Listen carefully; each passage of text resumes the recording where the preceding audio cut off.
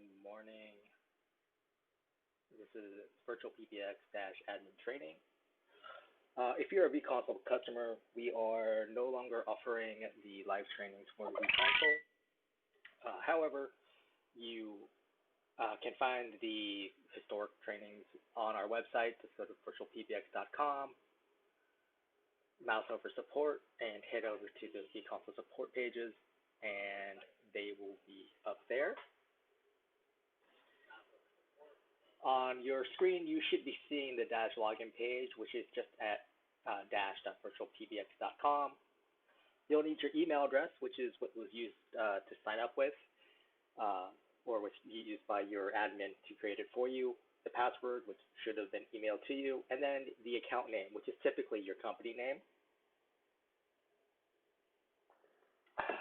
And then I normally recommend people just click remember me. That way you don't keep typing it in. But if you don't, you can always, and forget, you can always click on forgot your info. And let's see if I remembered my password properly. Looks like I did not, which means I have to.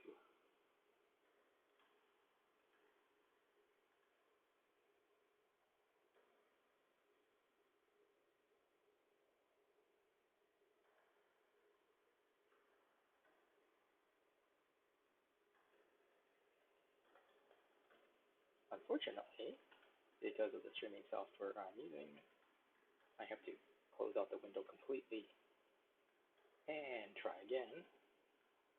So please bear with me. What happens when you take vacation and you just don't use things for a while?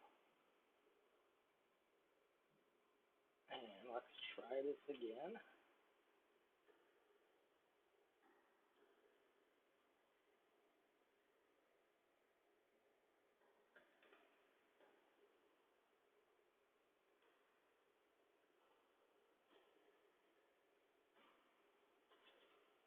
And okay, got it right this time. Yay.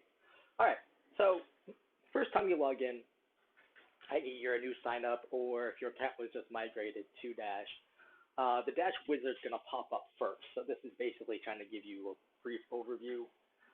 And as you get to new sections, it'll pop up to give you insight of what's going on. But initially, you're going to be taken to your user information here. So you can change your time zone here, for example, your date and time display. And you also have, as an admin, the account level settings, so you can change it for the entire account. You can add the technical contact, etc. Now, this is a test account that I'm showing you, but on your live accounts, you also have another section for billing information. So that's what you would use to update your credit card, for instance. You should also be able to get some plan information, and I believe you can get your invoices now. But once you're done with the wizard, you can close out, and then you'll be at your dashboard. So a couple of navigation points. So on the left here, we've got your major navigation points or your major features. And these are all the included features, so you're not being paid, you don't have to pay extra to make use of them, or at least to activate them. Now, there are some specific features within them that may have fees associated with them, and I'll try to highlight those as we get to them. Up here at the top, again, you can always click on your name to get back to your account and user info. You've got the little question icon for help. So chat with us will open up support chat, so you can get help as you need it. The Learn More link, which will take you to the Dash support pages. The web phone only comes up if you've added a web phone to your user, but if you have, then this will open a tab to the web phone. And I'll just discuss that a little bit more. And then we have the online store, which you can order a VoIP phone if you're so interested. You got the 3 horizontal line icon or menu icon. Some of our support team refer to it as the hamburger menu. And these get you some additional features on your Dash account. And some of these do have fees associated with them, like Acdqs, for example, have a fee for each queue. And reports is in beta, but I have been told that will also have a fee associated with them, or to activate them. And then here we've got the login icon. Here in the middle, you've got your total users. So these are all the people on your account who make and receive calls for the most part. Depending on your plan, will depend on if your bill will increase if you add more users, right? So just be aware of that. Total devices, these are all the devices you have on your account, whether or not they're associated with a person. And then they're broken down. So soft phone, software application that runs on a computer, laptop, tablet, smartphone.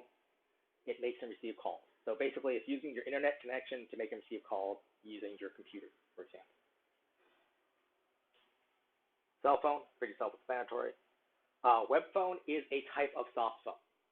Specifically, it uses either Chrome or Firefox on a desktop or laptop computer. Again, uses your internet connection to make and receive calls from the browser directly. We've had some varying success with the mobile versions of Chrome and Firefox, but it's not been consistent, at least not yet. At least last I checked, I should say. SIP phone, this is a particular type of VoIP phone, right? So VoIP, Voice over Internet Protocol, is the general or umbrella term for any telephony that's done over the internet, right? SIP, the Session Interface Protocol. So particular subtypes of physical VoIP phones that work with Dash, right? So we've got models from Cisco, Yealink, Polycom, etc. that will work. Now, when you go into, like, say, your Best Buys or, whatever local retailer, you do want to make sure when you look at their VoIP phone section that it is specifically SIP compatible. If it doesn't say SIP, then it's not going to work with it. Landline, pretty self-explanatory. Down below this, unregistered devices, 29 in this case. So this is saying the system says we don't know that these phones are connected to us, so we can't send calls. This is in relation to your VoIP devices. Right, total phone numbers, this account has 44. That is a lot for this account. Probably have to go through and prune that down. Most accounts have at least one phone number as part of their plan, right? I believe the standard out-of-the-box plans, anywhere from 1 to 15 phone numbers, is included as part of the plan pricing. Once you go over that allotment, the default is $4.99 per month per phone number. If you're interested in international numbers, then you're going to want to contact our porting team, supporting at VirtualPBX.com. Let them know the city and country that you're interested in. They'll A, let you know if it's available or not, and B, if there are any additional requirements we need, i.e. like proof of presence. All right, then we got the split here, assigned numbers versus spare numbers. So assigned number means it's being used, it's going someplace, right? It's one of your main numbers. It goes directly to one of your salespeople, goes to your ring groups or your queues, something, right? It goes to someone can pick up a call. A spare number, the opposite. It's on your account, so you'll be charged for it if you're over your account allotment, but it's not ringing anybody. It's basically like you were using it for a promotion, that promotion ended, you put it on spare, so that way you don't get all sorts of weird calls coming in on a phone number that you no longer want calls on, right? Or it's for a future promotion. You're like, okay, we're getting ready for the holiday season, let's get this number, because it's a nice number, and you'll use it later. USDID and US toll-free, right? So US toll-free, 800 number, 888-877, all the way down to 833 currently. And then USDID is just a US local number, right? So say a number in Las Vegas versus a number in Dallas. That sort of idea. Conference bridges, this is just letting you know the number of your users that you are allowing to have a conference or host a conference. And that's under user features, which, again, we will get to. Over here, we've got your main numbers. So these numbers all behave the same way. They all have the same initial routing. It all, like, for instance, if they go to your virtual receptionist, they'll all have the same main greeting. Down below that, we've got your conference numbers. You can have multiple. Again, all these are the numbers people will dial into to get to one of those 5 conference bridges. Fax box number, you can have one. And this is so you can receive faxes. It also initiates the ability to send faxes out on your account. Company directory, you can just download this and then print it out so everyone has everyone else's extensions. The cell phone directory is new. This is for use with our desktop soft phone app, and basically allows you to download all the users, reading groups, etc. Actually, all the users in a format that the desktop soft phone can then be uploaded to, so you can easily contact your fellow staff members. Your store discount code, that's for use within our web store. Basically, just for being a Dash customer, you get a discount on anything you buy through the store. And then we have the account realm. This is used for a couple things. One is used to program any VoIP device. Specifically, you'll use it mostly for third-party applications, anything that's either an auto-provisioned phone or like the VirtualPBX cell phone app. You don't have to remember it. It's also used for faxing out. So on Dash, it's an email to fax service. You can set your fax box up so that anyone on your company domain, right? So you have abccleaners.com. Anyone with an email address that ends in that can send a fax out. In the email, right, in the to field, they put +1 area code and phone number. That's where the fax number you're faxing to. That's a little @ symbol, and then you put your account realm, and then you simply attach a PDF or a TIFF file. And up here, we got your caller ID. So this is going to be based off of your main numbers. Normally, on a pull down, you'll be able to see it. Unfortunately, this software doesn't always use. So let me see the pull down. So first up, you've got the company caller ID name. This is restricted to 15 characters, and that includes spaces and special characters. And that's an industry standard. Basically, you put in whatever text. This is additional to your phone number that shows up on your outbound calls. When you click Save Changes, that gets transmitted to all the other carriers who support CNAME, or the company caller ID name.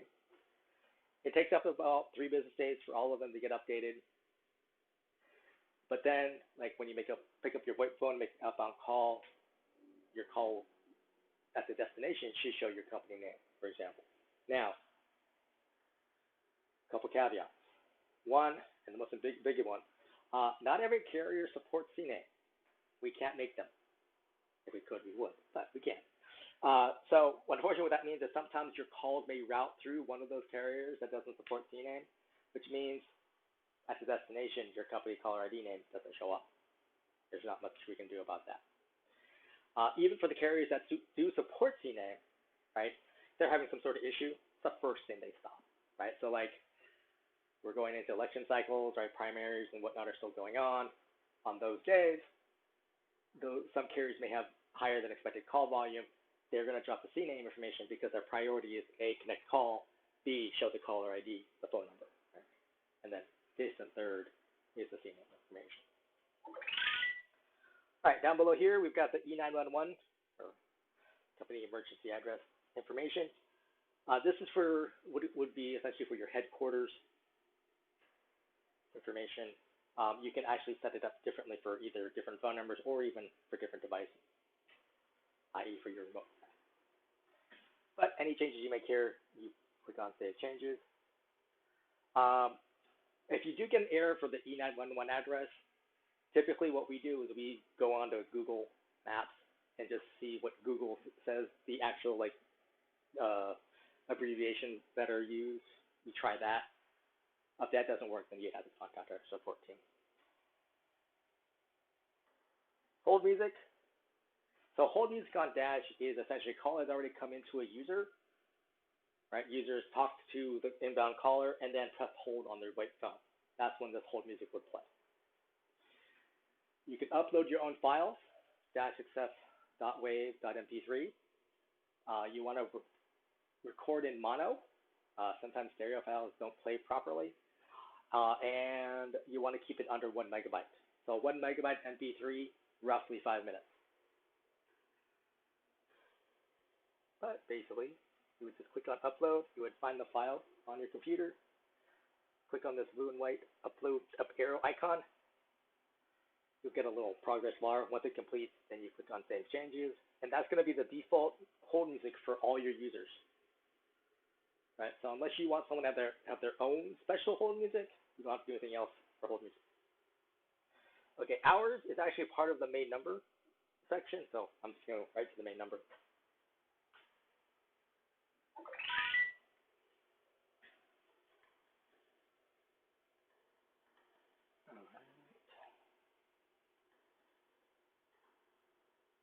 All right, so here, again, you can see your main numbers.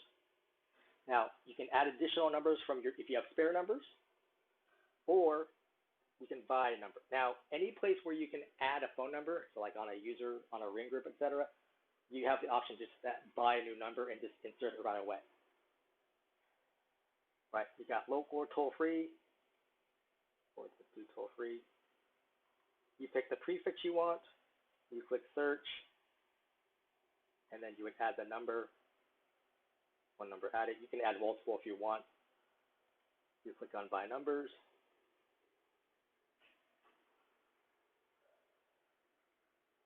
Activates it, and boom, here's the number on your account. Now, each of these numbers, you have a little gear icon, which you can set the E911 information, your inbound CNAME and your outbound CNAME, etc. Oh, one other feature I should mention, prepend. So prepend, if you see prepend on anywhere on Dash, this is for VoIP phone users only. So what Dash allows you to do is you can put additional text in front of the caller ID information, or the CNAME information. This lets your staff know what the call is about, right? So if you have a number specific to a particular product, put the product name in there, and it shows up on their VoIP phone so that, oh, okay, this is about doohickey number 5.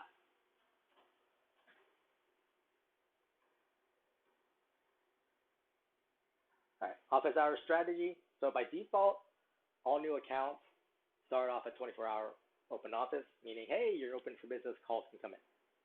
Most people choose custom office hours. Each day of the week you're open, put a check mark in front of it.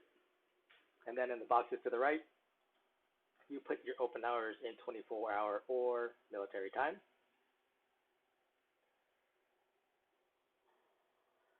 You also have the option here that if you're closed for lunch, you can put a check mark there and then set your lunch hours.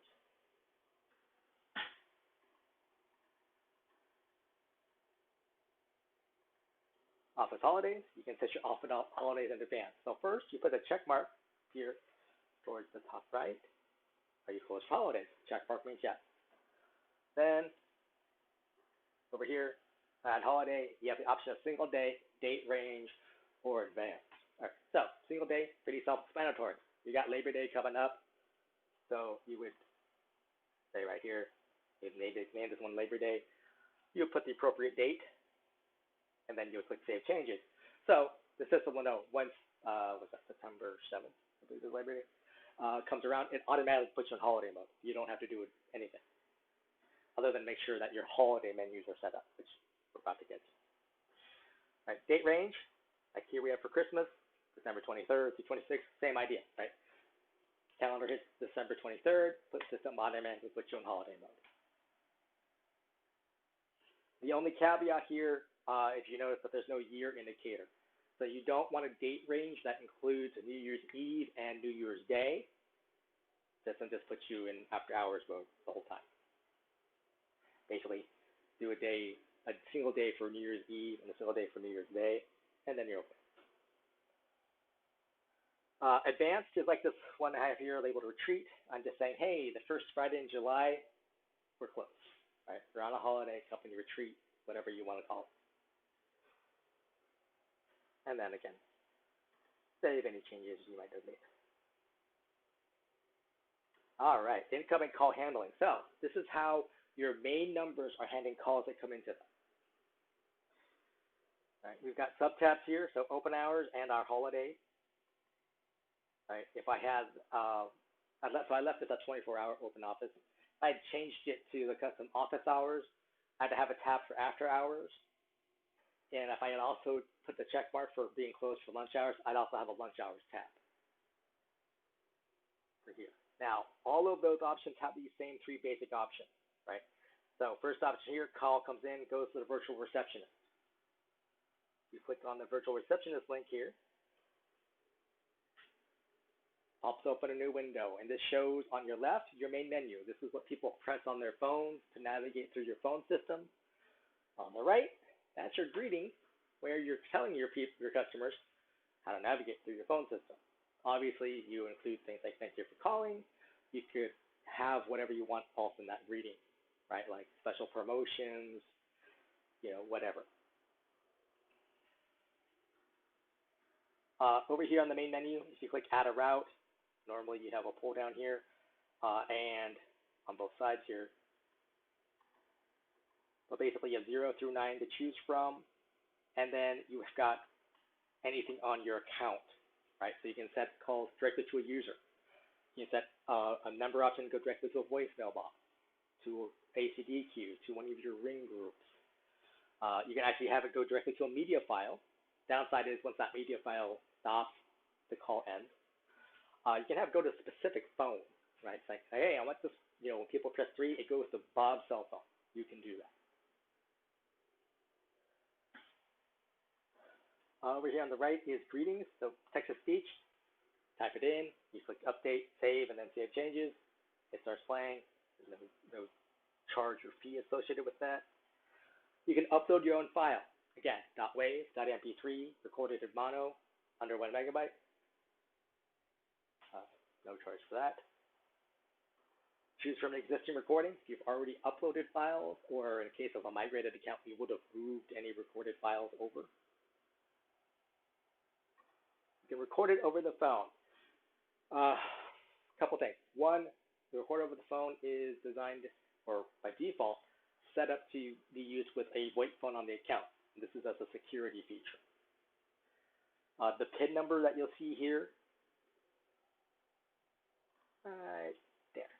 Okay, that PIN number is associated with this open hours menu only.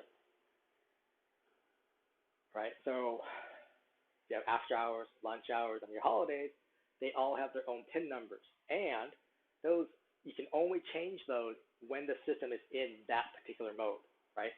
So if you want to change your after hours greeting, you have to make sure the system is in after hours mode.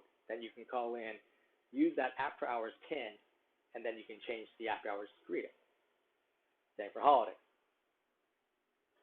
One thing that I only found out relatively recently is that if you already have a greeting in place, right? So you've got greeting A's already playing when people call in. If you call in and record a new greeting, the content of that file greeting A changes to whatever you just record over the phone right now, and you can't recover it, right? And so greeting A has new content, and it's in place. Just something to be aware of. You also have the option of getting professional recording services. If you click order there, it'll take you to another company's website. We've partnered with Snap Recordings. They have something like 100 voice actors, which is men and women, to choose from. They have various versions of English, Spanish, and French, so you can also potentially do multilingual greetings. They also have packages for like doing whole treatment, right? So script and music file, script and the music file, that sort of thing. They have their own pricing. They handle their own billing, basically to your credit card. They deliver it to you via email, and then you would just use the upload option.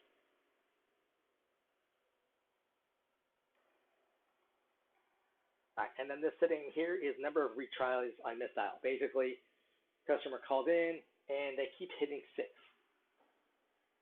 Whether because they keep just, missing it on their phone, or their child grabbed the phone just as they're trying to hit a menu option, what have you.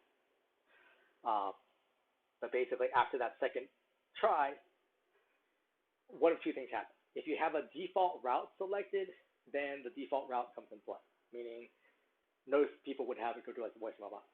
If you don't have a default route, like this one is set up, then the call will simply end.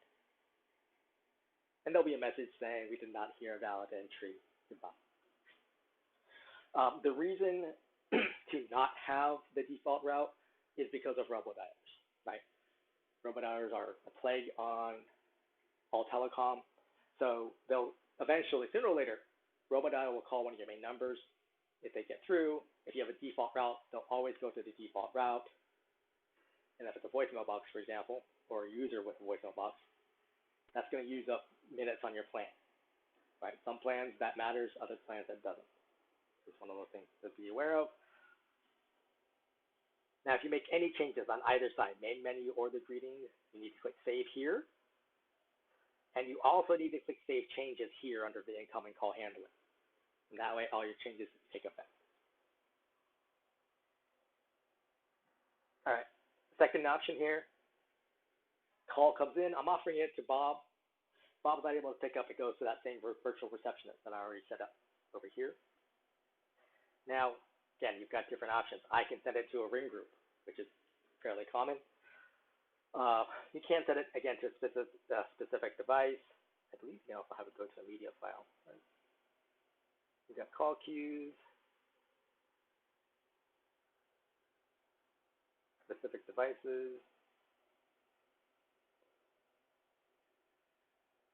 Yep, and media files.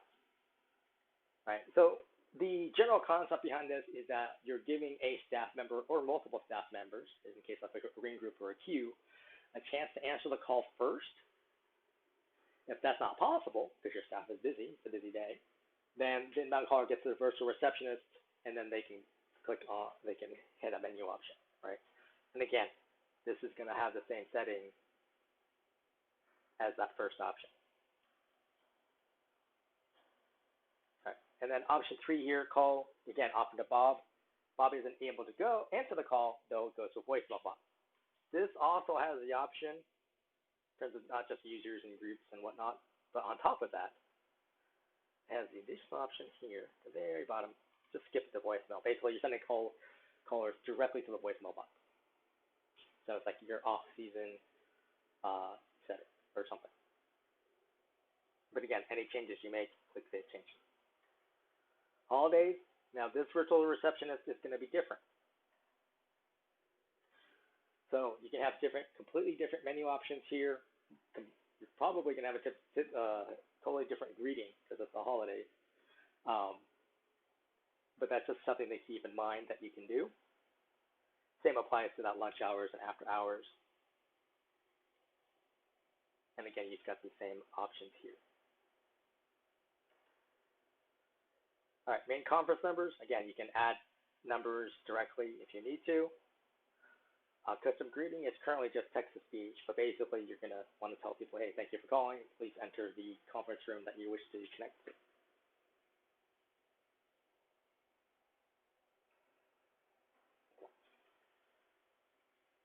Main fax box number. Again, you can only have the one. Now, unfortunately, on this test account, it doesn't work quite properly, but on your account, you can edit the fax box. You'll have 2 fields. The first field is to enter an email address, and that's person or group or what have you, the email address that's going to receive the inbound faxes on your account. Right? They're just going to get PDF files. The second field is if you own your own company domain, right? So at abccleaners.com, you can put that in that second field, and anyone who has an email address that ends at abccleaners.com can then send a fax out.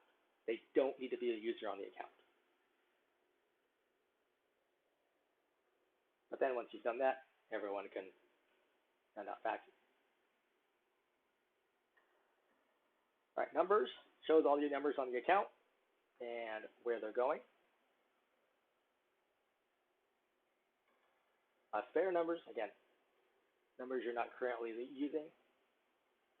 If you want to actually delete a number, you click on the little check box here, and then you click the delete, and say, hey, we completely removed the number. Click continue, no longer on the account. The port number, by number. So these you can just buy numbers and put them here in your spare numbers, so that way then you can assign them later if you need to. Again, same options as under the main number or anywhere else. Port actually starts the port process. But basically, it's going to walk you through what we need to port the number. Typically, that means we need a copy of your bill and a completed letter of agency, or LOA. Within the steps, they actually have an option for you to download a blank one You can also download a blank one from the support pages on our website. The LOA needs to be filled out. It needs to have the information that your current carrier has on file. So say you are porting from AT&T to VirtualPBX. On the LOA, when we ask for like a company name and the address, we need to have what AT&T has on file for you. Likewise, it does ask for a signature. It can be a digital signature, but it simply just cannot be typed, right?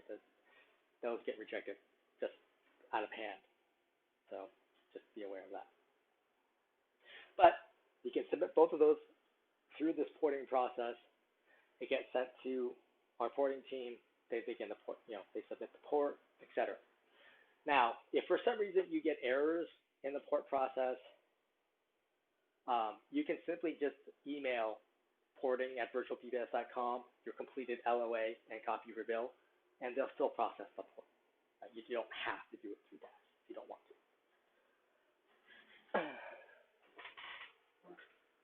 All right, users. Shows all the users on the account. Adding a user, just click on Add User. You type in their name. The email address used for login is unique for each user. Then you create a password for them. And then the first thing I would say is also click this fourth option down here, which is send credentials to the user, right? So when you click on Create User, that person will get an email saying, hey, here's your login information. These other two options, so first one here, create a voicemail box for the user. That's just the default, so everyone has a voicemail box. And that voicemail box that's created here is intrinsically tied to the user. So you don't typically want to delete their voicemail box. Include in the company directory, so they show up in that directory list that was on the dashboard page. And you can always change that later. Also, to send emails to alternate address, this would be in addition to their login email address. So like their personal email address or what have you. But once you've got all of that filled out, main extension number. You must skip this up. So I started this account with extension 1000. So the system is defaulted to showing, hey, the next available extension that starts with 10 is 27. I can change this and make it at 5210 if I wanted to. I don't have to follow that sequence if I don't want to. But once you're done, click on Create User, or if you're adding multiple people, create user and add another. All right.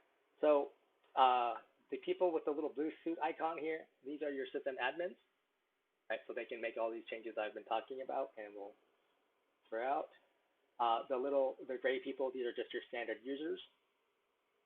If you click on their name, you can change their name. You can change their credentials, i.e. the email address or their password. And right here, you can have them send a reset email if they forget their password.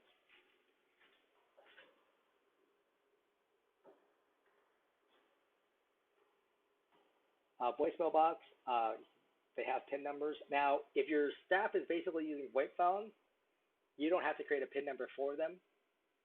From their VoIP phone, they can hit *98, That logs them directly into their default or their main extension voicemail box. And the first time they do that, the system will prompt them to create a PIN number and then record a voicemail reading. Now, if your staff is predominantly using cell phones or landlines, then yes, you would need to create a PIN number for each of them. All right, here you've got the option to send to alternate address if you want to, as well as to either add them or remove them from the company directory. Over here on user, this is actually a pull down, and this is where you can change someone to an admin, or you can change someone from an admin back to a user. If you're a brand new sign up with just one user, please don't change yourself to be a user. Keep yourself as an admin. This is time zone, so you can change the time zone if you have remote staff. Language, English, French, German, and Russian, I believe, are the available languages. The ringing timeout, this is set to 45 seconds. Actually, the default is actually 20 seconds. But basically, this is how much time the system will try to ring the phones that the user has. Now, there's a user feature that is called follow me. So if you have multiple devices, you can adjust that individually. Main extension number, basically the default extension on this user. Options to delete, and you can always save changes if you make any changes. On the extension box, you can add multiple extensions to a user if necessary. Phone numbers, again, you can add from spare or buy a new number. So like if I wanted to, I can add this toll-free number here. Click on Save Changes. And now Bob's got that toll-free number.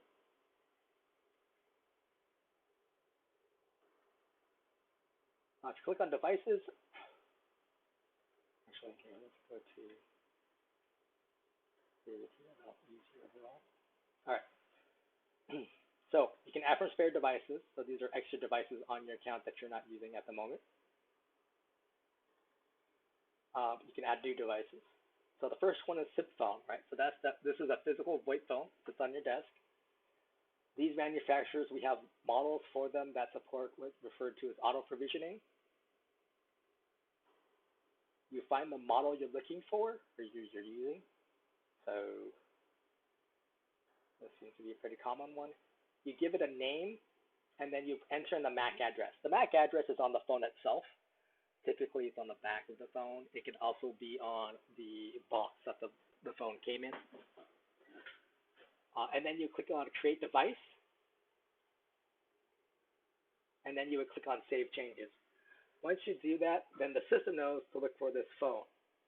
On the phone itself, you actually need to access the phone's web user interface. Basically, on the phone, you find what the IP address is. You put that IP address in your web browser.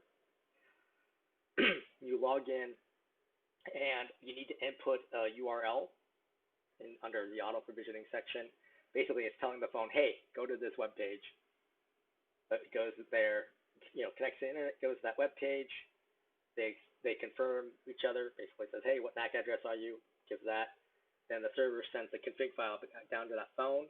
The phone will reboot a few times, and then it should be on your account and showing up as green. You can make and receive calls, and you can use a lot of the built-in features of that phone. Now, the specific directions for that URL, for example, that's on our support pages.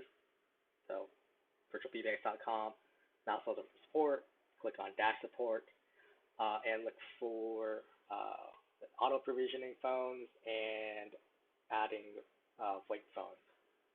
Should be the two documents you're looking for.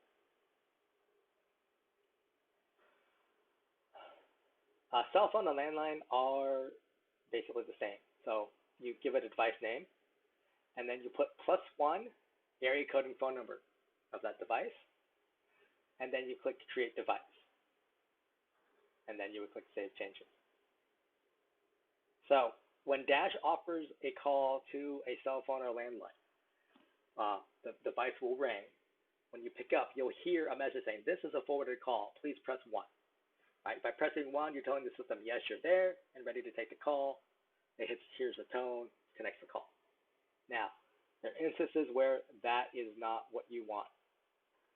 I.e., like, for instance, you're using cell phone or landline to send a call to an automated answering service. Well, your automated answering service won't be able to press 1. So in that particular instance, you put a checkbox here in front of allow use of cell phone voicemail. So what that does is when we send the call to this device, as soon as we hear that pickup tone, we connect the call. Right? There's no need to press 1 to accept the phone call. So in the case of an automated answering service, that's great. Right? Then your answering service handles the call and moves forward. But if you're actually sending it to a cell phone, then if your cell phone voicemail picks up, your inbound caller ends up on that in your cell phone voicemail versus the system voicemail. Some people love that, some people hate that. So just be aware. All right, The other thing that sometimes changes is this second one here, keep original caller ID. So with this being checked, what happens is when the call gets sent to your cell phone, you see the inbound person's phone number. Now, if you uncheck it, what happens is whatever VirtualPBX phone number, right? Any phone number on your account, whether it's a main number, a number on your user, etc. That's the phone number that shows up on your phone. So that way you know, oh, this is a work call. It's not likely to be a robo-dialer or telemarketer or anything like that.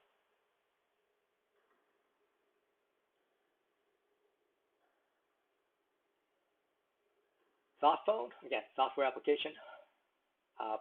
You do want to read the warning message basically saying, hey, you're going to move around, your E911 may not be accurate.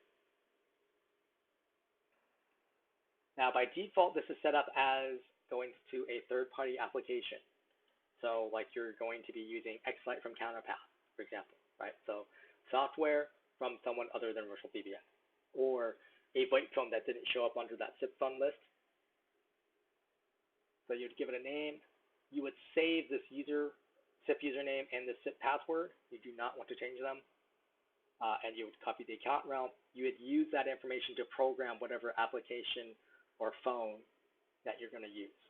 And that way you can at least make and receive calls from that device.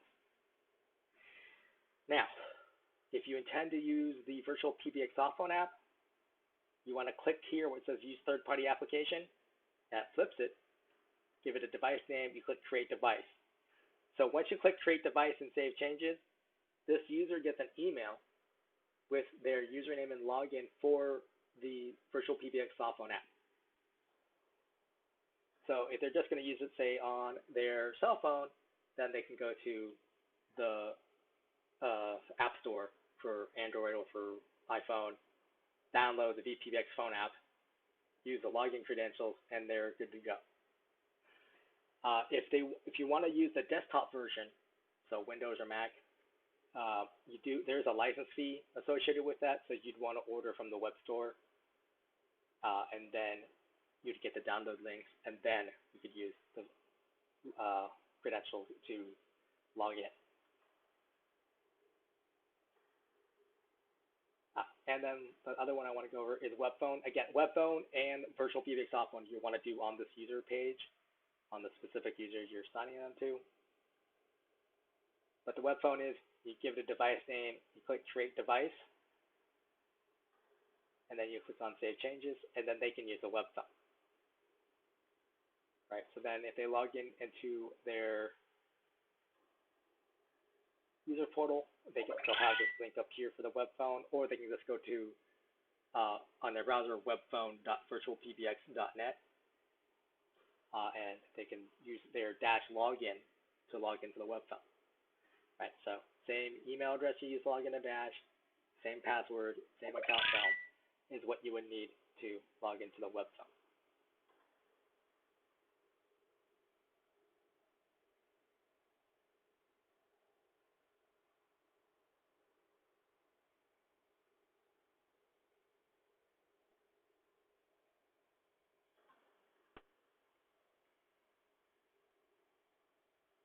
All right, let's go to user features. Caller ID number. This only works for the users that have their own phone number. But basically what you're saying is when they make an outbound call, use their own phone number as the outbound caller ID versus the company number.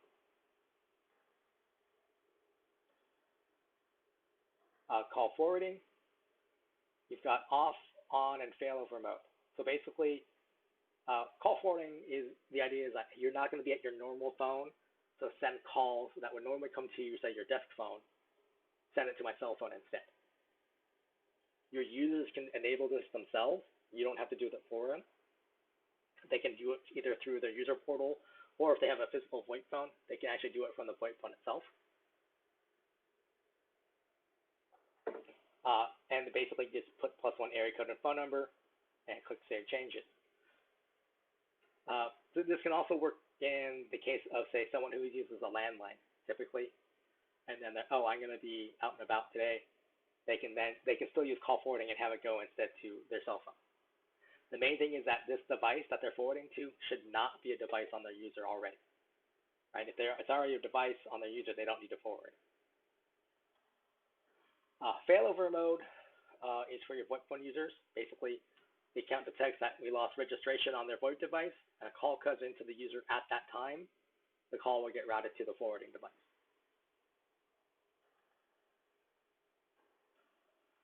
Hot desking is another VoIP phone feature. This, however, is in a case where your staff is in a shared office environment where they may switch desks from day to day, i.e., bullpen with no set seating assignments. So today's Tuesday, I sit at desk 7. I can log into that phone, and I still have calls that go to my user will go to the phone I'm sitting at. And then tomorrow, I'm going to end up sitting at desk 42. I log into that phone. Call will come to me at that phone that I'm sitting at.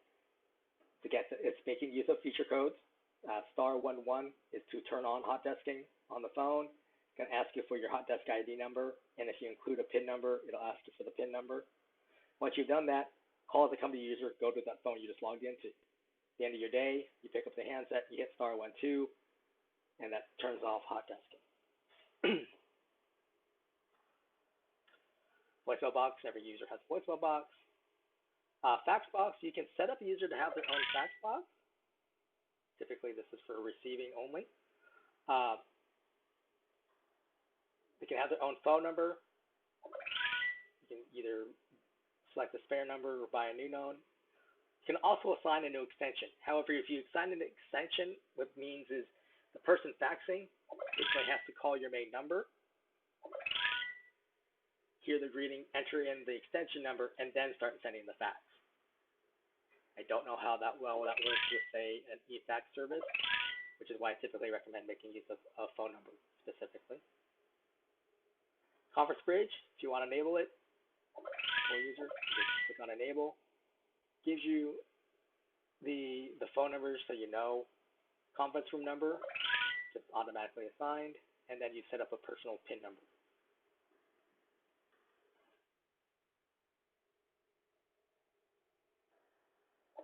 Follow me is an instance where you have multiple devices. And in fact, this is how it typically shows. You need to uncheck the devices you want to be in use. Now, he has 120-second ring duration by default this way. You would just click distribute, and so now it's going to go through these devices in order. You can also change the order. Click and drag people around or devices around. Click redistribute. You can say, oh wait, I don't want him to use this, device, and then redistribute that way. These are sliders, so you can adjust it so that all of them ring for the same amount or the whole time, or some version in between.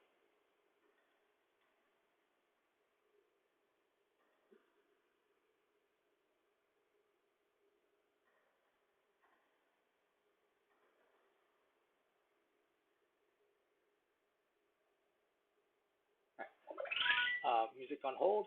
Users can have their own hold music if you want them to. So, like, say you want your salespeople to have different hold music that promotes something, etc. Customized call recording. Show you what.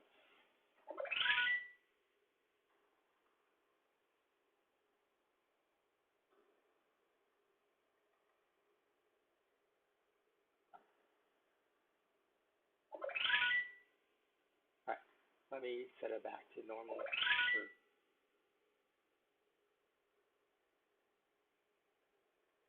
All right, so the first time you get into customized call recording on a user, you enable it. You don't want to simply just click Save Changes and move on with your day, right? Because the account default is off. So you're going to want to at least change at least one of them to on. Now, typically the ones that I see most common are these two. So inbound internal means my coworker Bob called me.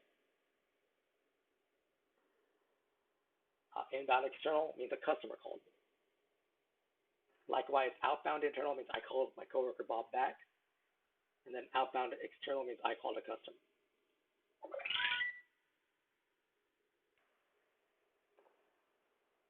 and then do not disturb. Just any calls come to you will go to voicemail.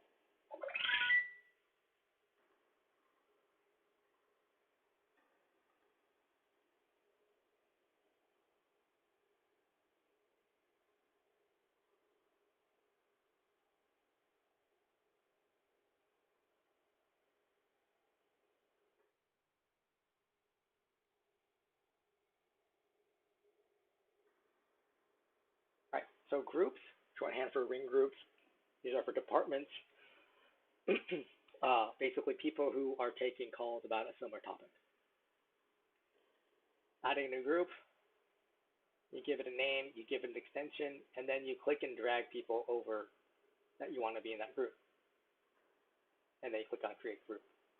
So once you click on a group, you can click on the name. You can change the name at any time. And then you have dialing repeats, and you have little arrows here to the far right.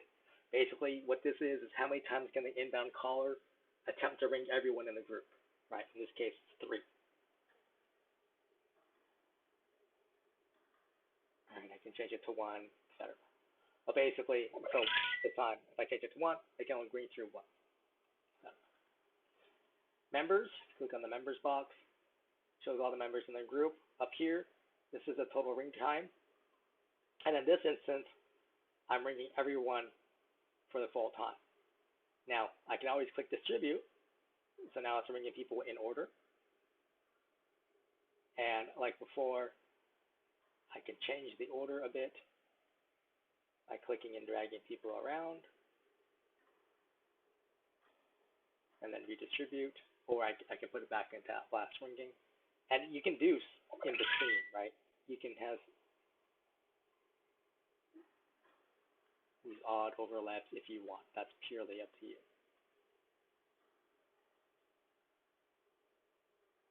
Extension. Each ring group has at least one extension or can have multiple. And this is so your other staff can transfer calls to the particular ring group. A ring group can have their own phone number, basically a number that goes straight into the ring group instead of going to their virtual receptionist. And you can add to the spare. Actually, I can't because I don't have any more spares, so I have to buy a new number if I want to. Oh, and then we got group features. All right, so ringback. This will be a file, a music file, typically, .wav or .mp3, recorded in mono under 1 megabyte. This will play back while that inbound caller is waiting to connect with one of your group members. Once your group member picks up, obviously that stops playing. You want to make sure that this file is as long as the ring duration of your group because the system will not automatically loop them. Again, you can upload your own file, find the file, click on the blue up arrow icon, and then click Save Changes. Next action, basically, what happens if no one's able to pick up in your group? Right. So first, you want to enable this, and the typical option is send it to a voicemail box, but you can send it to a specific user. You can actually send it to another group if you want to. You can send it to a specific device. You can also send it back to your virtual receptionist, etc. Allow call forward basically allows your users to make use of the call forwarding feature. And if you enable it, that means they can use so. Otherwise, it will only ring to the device that they have on their user. Caller ID prepend, again, this is for your VoIP phone users, but you can put additional text or numbers in front of the caller ID so that way your staff members know what the call is about. Again, this is useful for people who are in multiple groups so they know what's coming.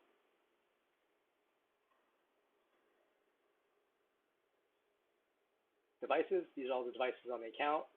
You can add devices here as well. The only caveat I say is if you're going to use the VirtualPBX soft phone or the web phone, you're going to want to do that under the users. But everything else here you can add the same process. Voicemail boxes, all the voicemail boxes on the account, you notice that the users have their information filled in over here on the right. These other ones are manually created, except for the main voicemail box. That's the system automatically creates that. But if you manually create a voicemail box, just click on Add Voicemail Box. You give it a name, a voicemail box number, and a PIN number. And then you can click on the little wrench icon under Advanced. You can upload a media file, i.e. a greeting. Again, .wav.mp3 recorded in mono under 1 megabyte. Now, all the voicemail boxes have the option for a media and a temporary media file, right? So the temporary file will play if there's something selected. Basically, hey, I'm out of the office for vacation. Boom. You can put that in. When that person comes back, as an admin, he switches back to none, and then the default, whatever media file you have as default, will play automatically.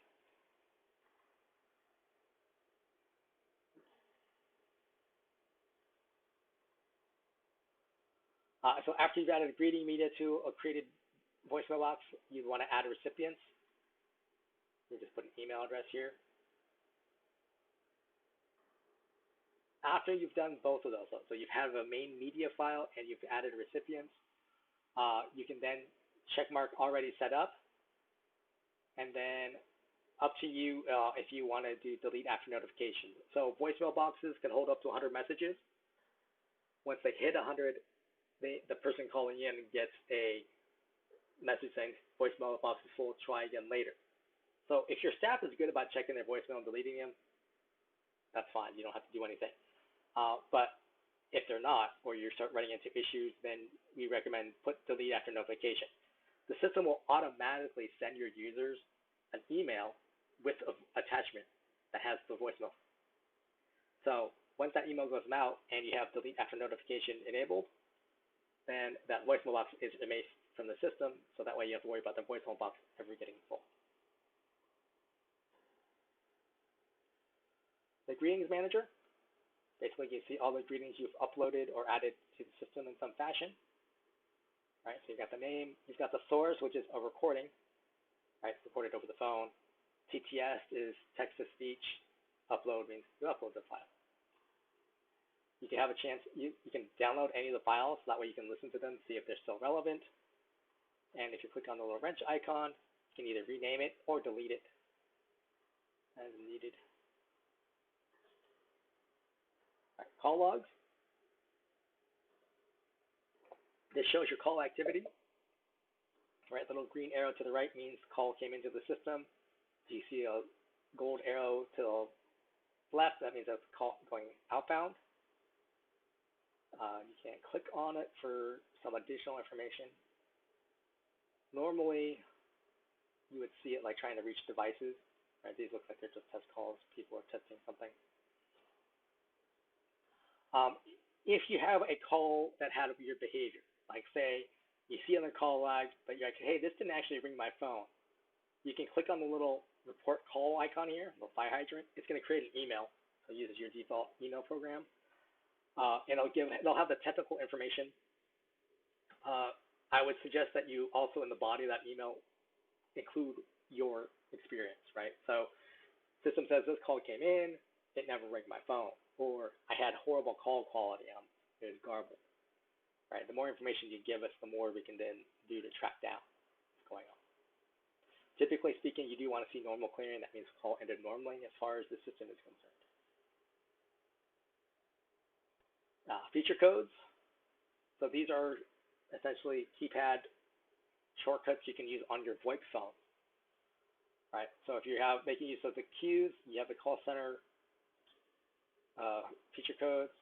You got your call forwarding, so you can set it up or update it. Your hot desking, which I covered, and some others.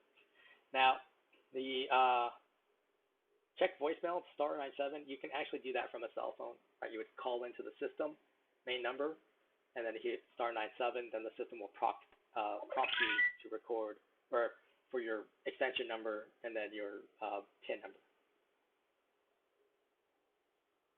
All right, over here, so we're on the dashboard here. Next up, we've got Acdq. So ACD stands for Automatic Call Distribution. Basically, ring groups are a simple version of queues, or queues are an advanced version of ring groups, depending how you want to look at it.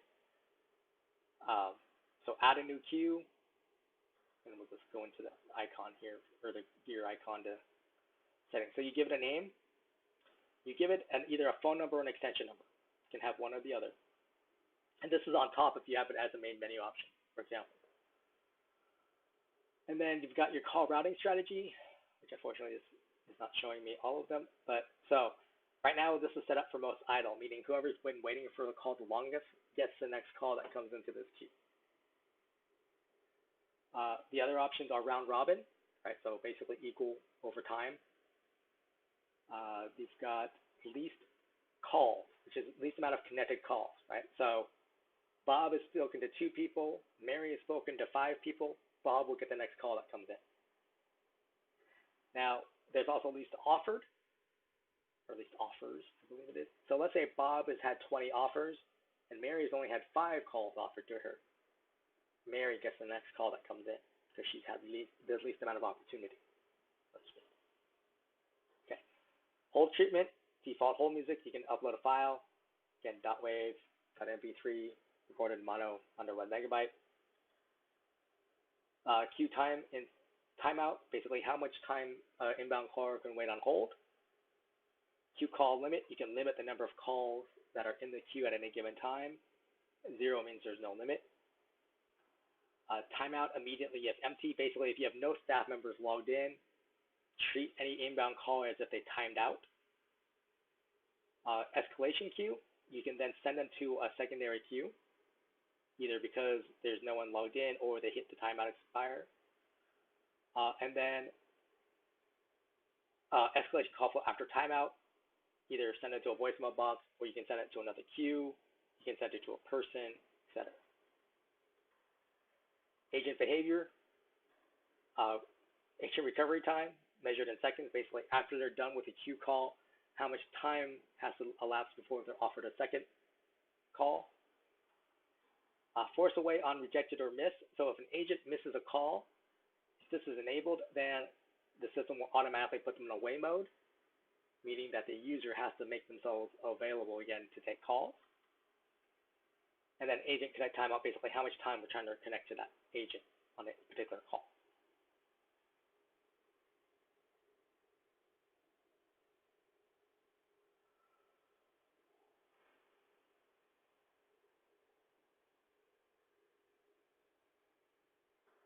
All right, so the little person with the headset icon here, this is where you manage who's in a queue or who can be in queues, I should say. So call center members, you click manage members.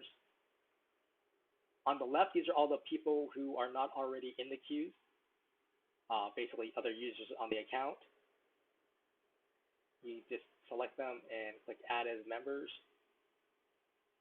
And then now Jose here will be in the selected list. There he is. So now Jose can be put in as a member in any queue. So if I go here and add agents, and then I can select the people from here.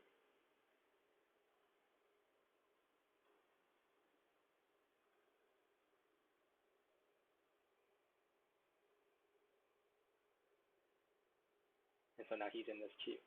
Now, for your staff members, right, they log in to Dash, they would click on queues, they would click on begin session, so that logs them into the queue, or any queues that they are in, but they're not ready to take calls. Up here, this little phone icon, they can select which phones they're going to use. Queues are restricted to VoIP phones currently. Ring groups, it doesn't matter what kind of phone you're using, but queues and need VoIP phones, and then they can set themselves as ready, and now they can take calls.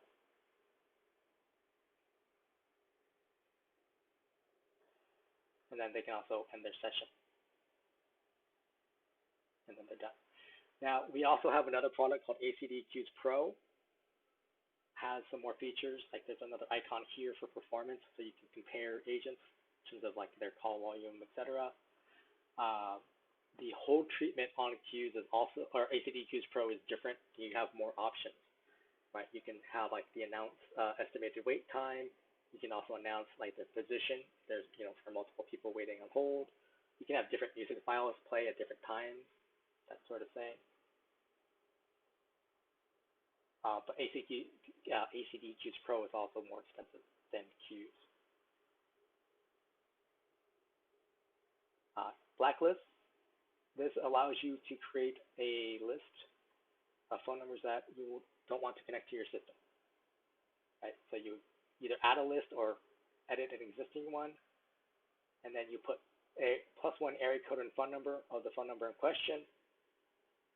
You click save. You can add multiple to every list. Then you go back to settings, and you just make sure it's moved into the selected section, right? So if your list looks like this, they're all over here on the left, they're not in use. Once you move it over here and then click update, now this list is in effect, meaning that phone number or phone numbers, when they try to call my system, they get a busy tone, and they're not getting. Any admin can get to the Fax Manager, which basically means you can get to any fax box on the account. You can see their inbound or outbound faxes, and you can also see the email to fax log.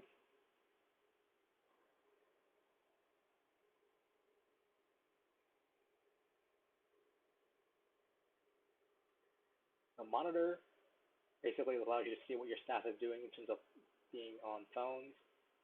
So this shows everyone available or busy.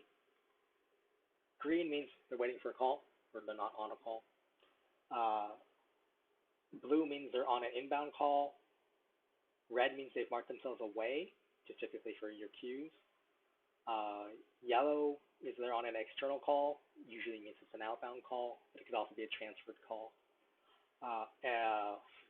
There's a gold, which is they're on recovery time. Again, a queue feature. I believe that's it. The recording manager just takes you to the recording storage, which is under AWS. Reports, this is under beta, so I don't have access to it here. But this is basically takes that call log information and puts it through a better set of filters so you can get more granular information.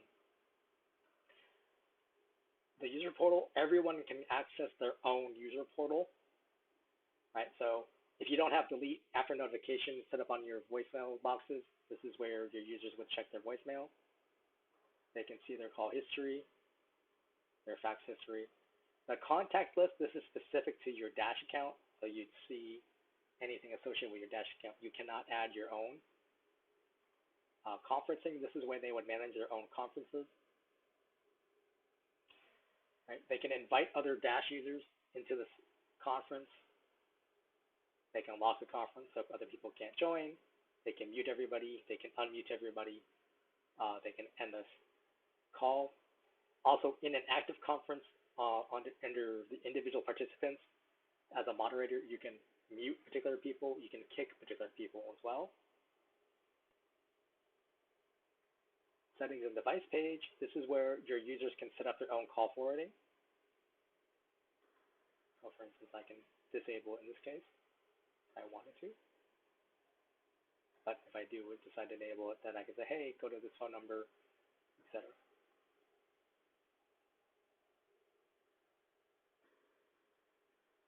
Voicemails. Again, as an admin, you can get to any voicemail box on the account.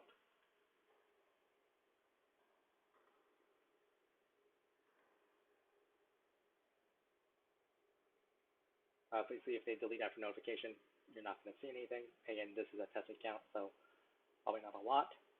And then webhooks, this is if you want to make use of APIs to link Dash to other software. If you're interested in that, you are going to want to talk to our sales team. They have some additional information regarding that. Also, if you're interested in Qs or Qs Pro or reports, you'd want to talk to either our sales team or our account services team, so they can help you with that. But that is everything on Dash. So I'm going to hang out for a minute or two in case anyone has a question via chat. But beyond that, I thank you for your time today, and I hope you have a wonderful day.